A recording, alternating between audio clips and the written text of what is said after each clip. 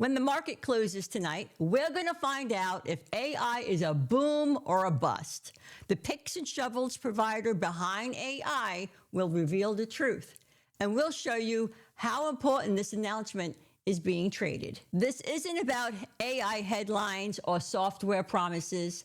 This is about infrastructure AI cannot run without.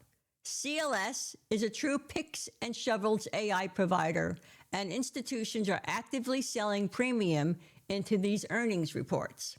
That tells us this is a volatility event and not a directional guess. Let's walk through the setup. CLS is around 336 after rejecting a near 352. Momentum stalled, but there was no panic selling. That sets up volatility trade, not a directional one. The edge here is selling expensive fear. For earnings trades, the best expiration is 15 to 25 days out. Shorter time adds gamma risk. Longer dilutes the IV crush. For CLS, the February 13th expiration is about 16 to 18 DTE. Primary trade is defined risk. You sell the February 13th 290 put and buy the 270 put, February 13th, same date. That's more than 14% below price, outside of the expected move, with risk being fully defined. Alternative for larger accounts, of course, the good old naked put.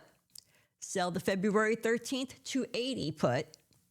It's the same idea, further away and paying more.